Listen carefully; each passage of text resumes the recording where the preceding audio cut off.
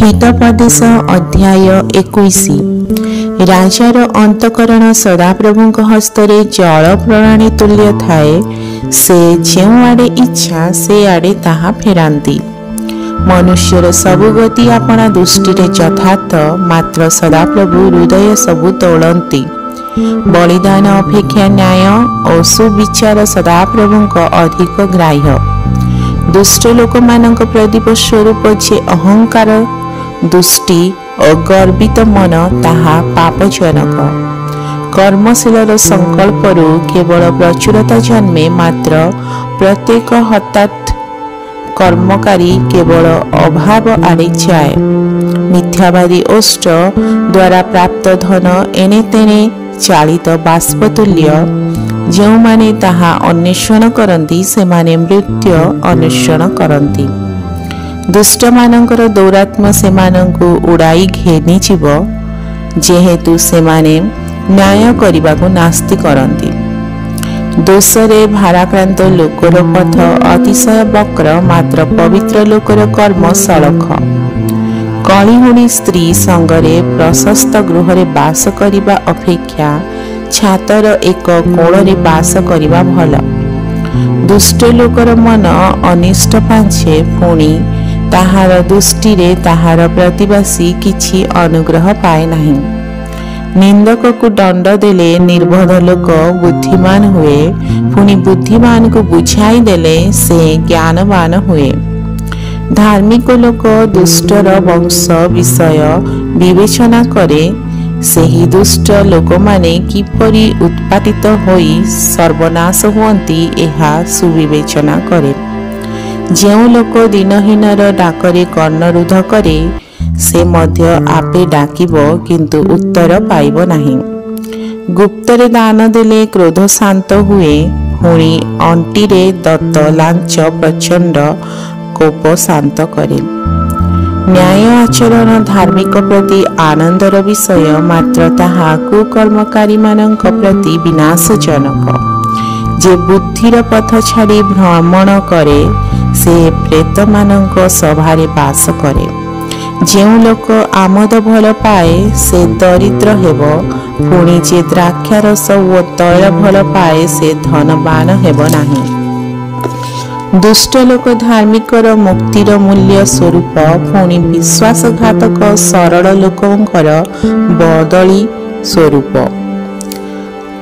कलहकारिणी और चिड़चिड़िया स्त्री संगरे बास करिबा अपेक्षा निर्जन भूमि रे बसती करिबार भल।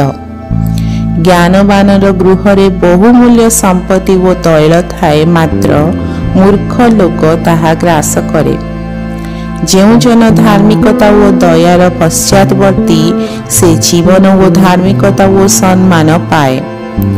ज्ञानी लोक बलवान नगर रे चढ़ी प्रवेश करे, पुणी तहिर साहसदायी बल तलको आणे।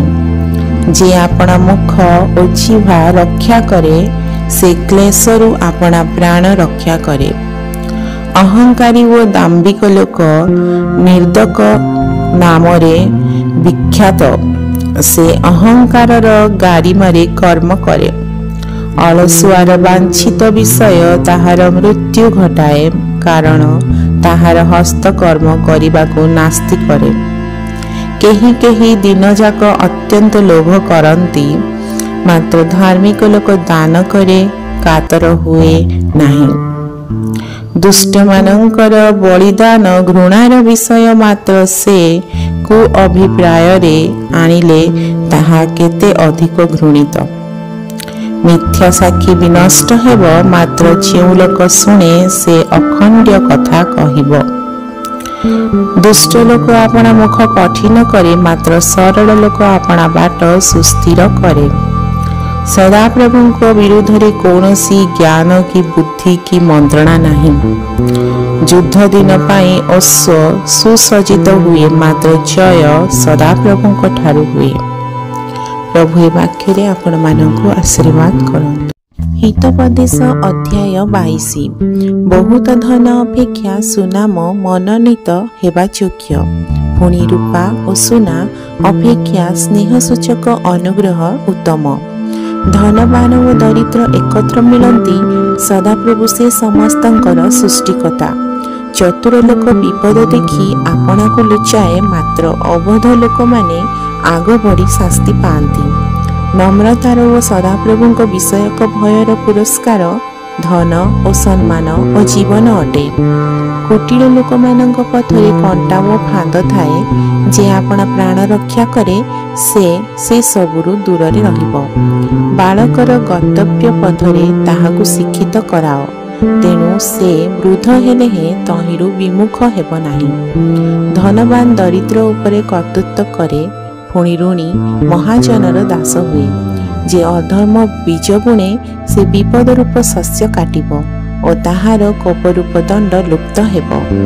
जहार दयालु दृष्टि से आशीष पाइब, जेहेतु से आपना आहाररु दीनहीन को वितरण करे। निंदक को बाहर करि दियो, तहिरे कली बाहरी जीव, पुणी विरोध और अपमान निवृत्त हेब। जो लोक हृदयर सुचिता भल पाए, जहार ओष्ठ अनुग्रहयुक्त, राजा ताहार बंधु हेब। सदाप्रभुंक चक्षु ज्ञान प्राप्त लोकों को रक्षा करे, मात्र विश्वासघातकर कथा से ओलटाई पकांती। अलस लोक कहे बाहरे सिंह अछि, मु सड़करे हत हेबी। पर स्त्रीर मुख गभीर खात, सदाप्रभुंक गृहीत लोक तहिरे पड़िब।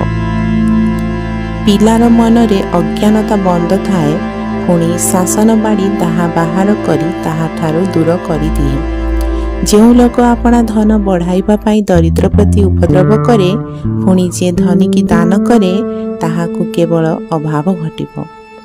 तुम्हें अपना कर्ण डेरी ज्ञानवान मानक कथा शुण, पुणी मो विद्यारे अपना मन लगाओ। जेहेतु तुम्हें ताहा हृदय रे रखिले और तुम ओष्ठाधर संगे ताहा एकत्र संयुक्त हेले आह्लादजनक हेब।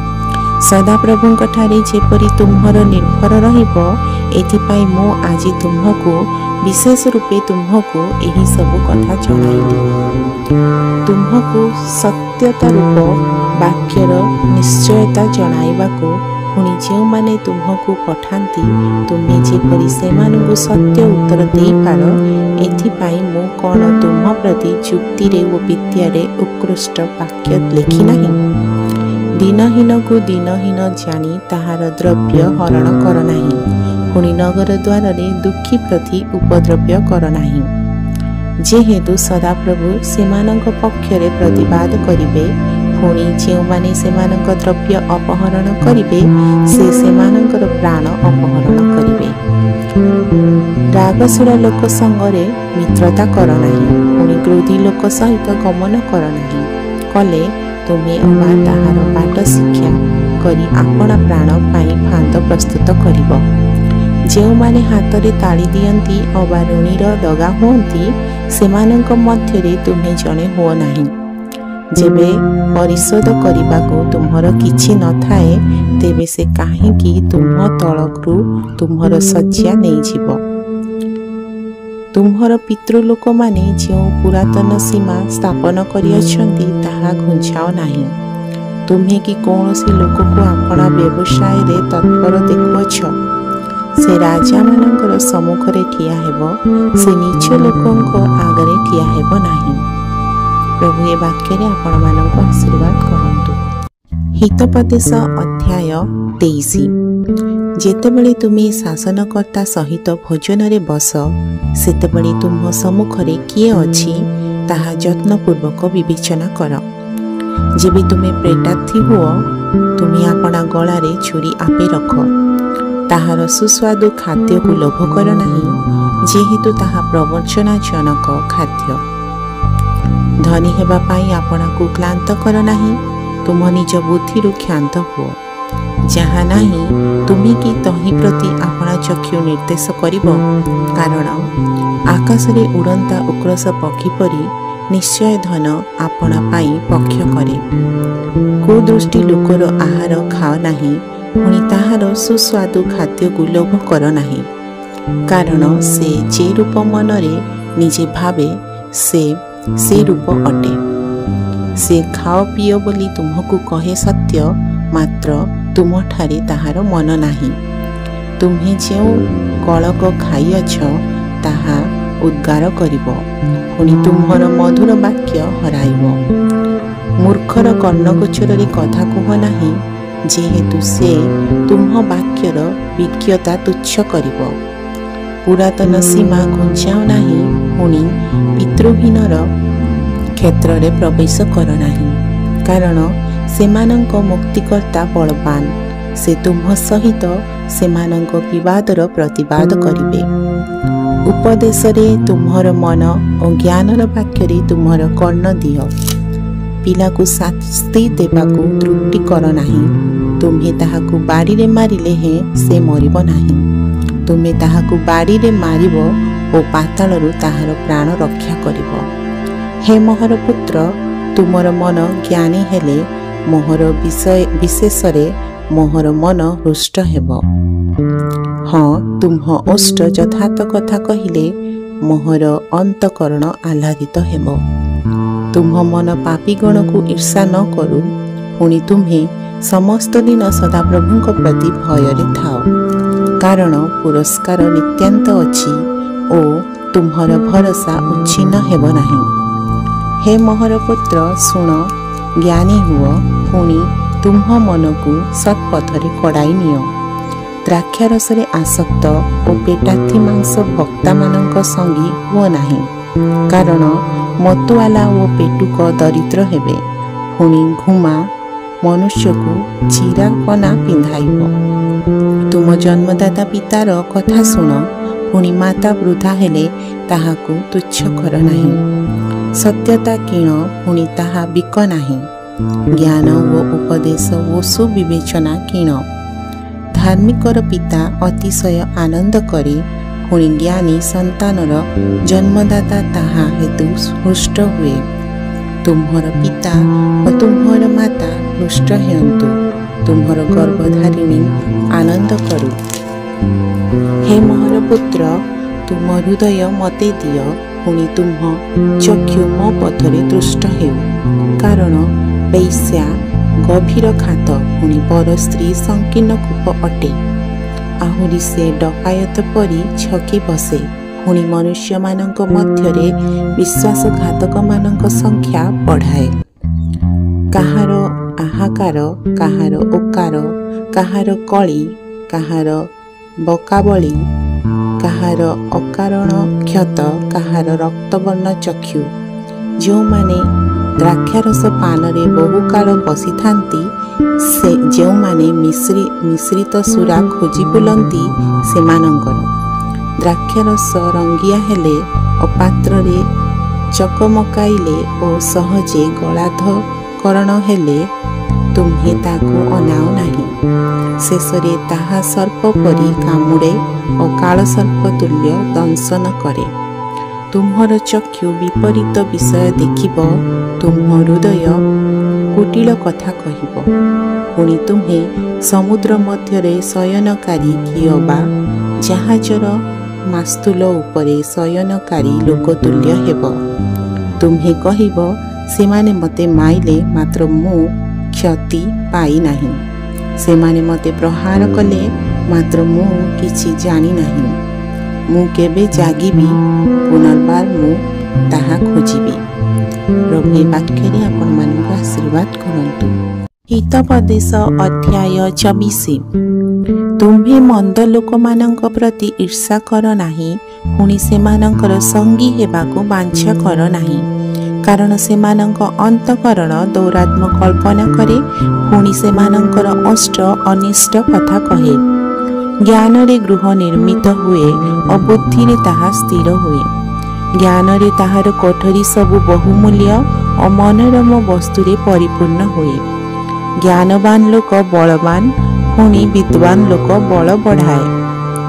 ଅବଶ୍ୟ ତୁମେ ଭଲ ପରାମର୍ଶ ଘେନି ଆପଣା ଯୁଦ୍ଧ କରିବ, ଆଉ ମନ୍ତ୍ରୀମାନଙ୍କ ବାହୁଲ୍ୟରେ ରକ୍ଷା ହୁଏ। ଅଜ୍ଞାନ ପ୍ରତି ଜ୍ଞାନ ଅତି ଉଚ୍ଚ, ସେ ନଗର ଦ୍ୱାରରେ ଆପଣା ମୁଖ ଫିଟାଏ ନାହିଁ।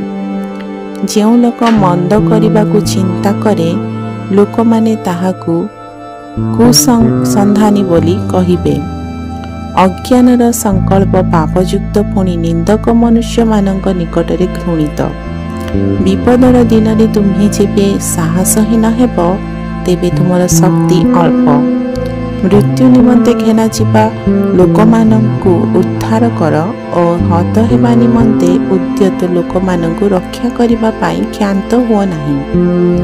ଯେବେ ତୁମ୍ଭେ କୁହ ଦେଖ ଆମ୍ଭେମାନେ ଏହା ଜାଣିନାହୁଁ, ତେବେ ଅନ୍ତଃକରଣ ତୌଳିବା କର୍ତ୍ତା କ'ଣ ତାହା ବୁଝନ୍ତି ନାହିଁ?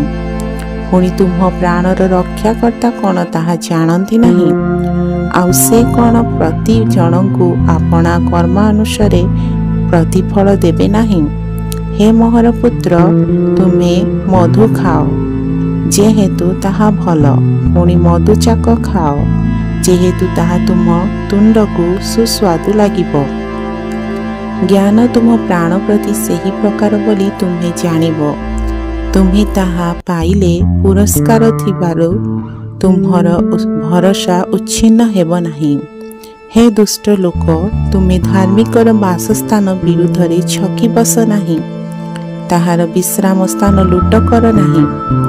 ଯେଣୁ ଧାର୍ମିକ 7 ଥର ପଡ଼ିଲେ ହେ ପୁନର୍ବାର ଉଠେ, ମାତ୍ର ଦୁଷ୍ଟମାନେ ବିପଦରେ ଝୁଣ୍ଟି ପଡ଼ନ୍ତି।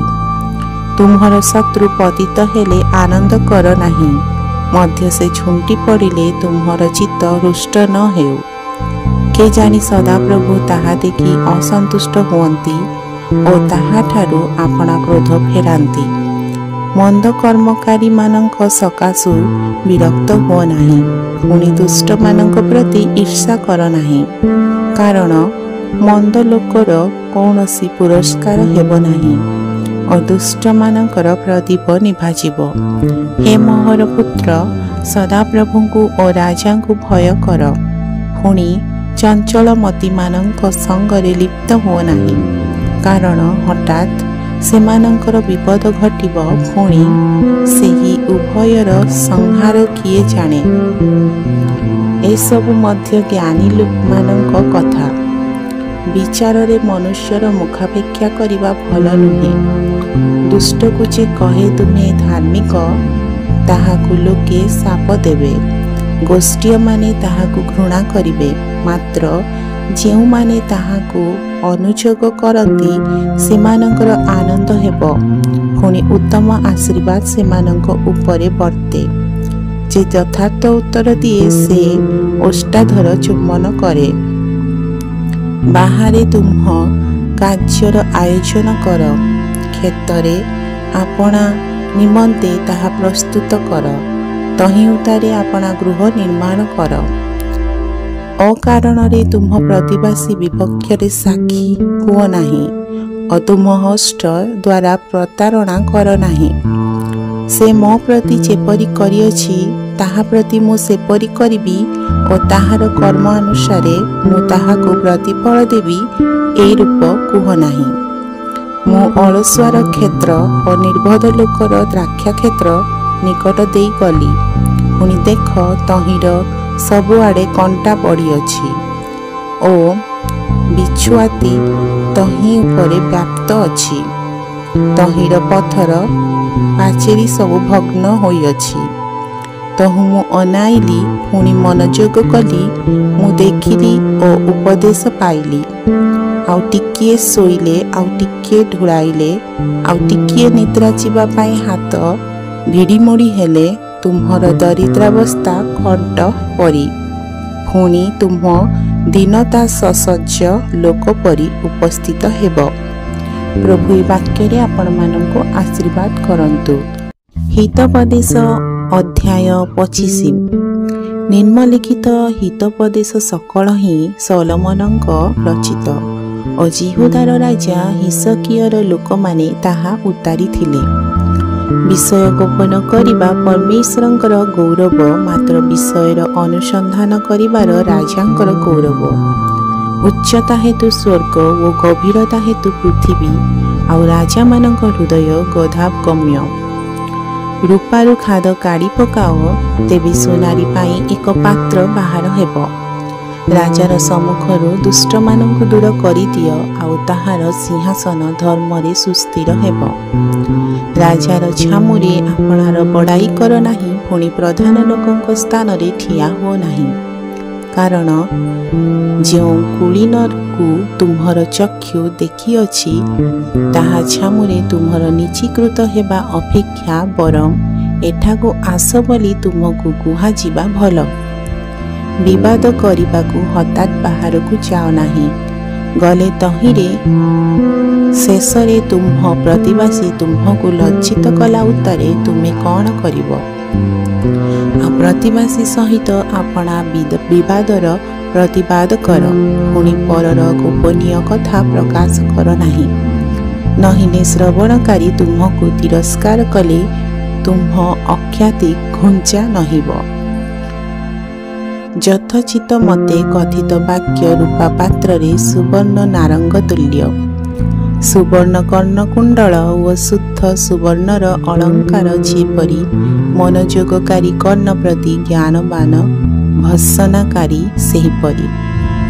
ଫସଲ ସମୟରେ ହିମର ଶୀତଳତା ଯେପରି ପ୍ରେରକଗଣ ପ୍ରତି ବିଶ୍ୱସ୍ତ ଦୂତ ସେହିପରି।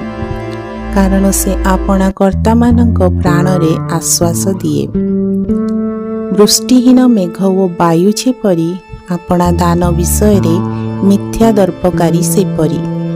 ଦୀର୍ଘ ସହିଷ୍ଣୁତା ଦ୍ୱାରା ଶାସନକର୍ତ୍ତା ମଣାଯାଏ, ପୁଣି କୋମଳ ଜିହ୍ୱା ଅସ୍ଥି ଭଗ୍ନ କରେ। ତୁମ୍ଭେ କି ମଧୁ ପାଇଅଛ? ତୁମ୍ଭର ଯେତିକି ଯଥେଷ୍ଟ ସେତିକି ଖାଅ, ବହୁତ ଖାଇଲେ ତୁମେ ତାହା ଉଦ୍ଗାର କରି ପକାଇବ। ତୁମ୍ଭର ପାଦ ତୁମ୍ଭ ପ୍ରତିବାସୀର ଗୃହରେ କ୍ୱଚିତ୍ ପଡ଼ୁ, ନହିଲେ ତୁମ୍ଭ ବିଷୟରେ କ୍ଳାନ୍ତ ହୋଇ ସେ ତୁମ୍ଭକୁ ଘୃଣା କରିବ। ପ୍ରତିବାସୀ ବିରୁଦ୍ଧରେ ଯେ ମିଥ୍ୟା ସାକ୍ଷ୍ୟ ଦିଏ, ସେ ଗଦା ଓ ଖଡ଼୍ଗ ଓ ତୀକ୍ଷ୍ଣ ତୀର ସ୍ୱରୂପ। ଦୁର୍ଦ୍ଦଶା ସମୟରେ ବିଶ୍ୱାସଘାତକ ଲୋକଠାରେ ବିଶ୍ୱାସ ଭଗ୍ନଦନ୍ତ ଓ ଖଞ୍ଜଖସା ଚରଣ ତୁଲ୍ୟ। ଶୀତକାଳରେ ବସ୍ତ୍ର କାଢ଼ି ନେବା ଓ ସୋରା ଉପରେ ଅମ୍ଳରସ ମିଶାଇବା ଲୋକ ଯେପରି, ଦୁଃଖିତ ମନା ନିକଟରେ ଗୀତ ଗାଇବା ଲୋକ ସେହିପରି। ତୁମ୍ଭର ଶତ୍ରୁ କ୍ଷୁଧିତ ହେଲେ ତାହାକୁ ଅନ୍ନ ଭୋଜନ କରାଅ, ପୁଣି ସେ ତୃଷିତ ହେଲେ ତାହାକୁ ଜଳପାନ କରାଅ। ତହିଁରେ ତୁମ୍ଭେ ତାହାର ମସ୍ତକରେ ଜ୍ୱଳନ୍ତ ଅଙ୍ଗାର ରାଶି କରି ଥୋଇବ, ପୁଣି ସଦାପ୍ରଭୁ ତୁମକୁ ପୁରସ୍କାର ଦେବେ। ଯେପରି ଉତ୍ତରୀୟ ବାୟୁ ବୃଷ୍ଟିର ଉତ୍ପାଦକ, ସେହିପରି ଖଚୁଆର ଜିହ୍ୱା କ୍ରୋଧ ଦୃଷ୍ଟିର ଉତ୍ପାଦକ। କଳିହୁଡ଼ି ସ୍ତ୍ରୀ ସଙ୍ଗରେ ଏକା ଗୃହରେ ବାସ କରିବା ଅପେକ୍ଷା ଛାତର ଏକ କୋଣରେ ବାସ କରିବାର ଭଲ। ତୃଷିତ ପ୍ରାଣକୁ ଶୀତଳ ଜଳ ଯେପରି, ଦୂର ଦେଶରୁ ସୁସମାଚାର ସେ ରୂପ। ଗୋଳିଆ ଜଳାଶୟ ଓ ମଳିନ ନିର୍ଝର ଯେ ରୂପ, ଦୁଷ୍ଟ ଲୋକ ଆଗରେ ବିଚଳିତ ଧାର୍ମିକ ସେ ରୂପ। ବହୁତ ମହୁ ଖାଇବାର ଯେପରି ଭଲ ନୁହେଁ, ସେହିପରି ମନୁଷ୍ୟମାନେ ଆପଣା ଗୌରବ ଅନୁସନ୍ଧାନ କରିବାର ଗୌରବ ନୁହେଁ। ଯାହାର ଆତ୍ମା ଅଟକ ମାନେ ନାହିଁ, ସେ ଭଗ୍ନ ଓ ପ୍ରାଚୀରହୀନ ନଗର ତୁଲ୍ୟ। ପ୍ରଭୁ ଏ ବାକ୍ୟରେ ଆପଣମାନଙ୍କୁ ଆଶୀର୍ବାଦ କରନ୍ତୁ।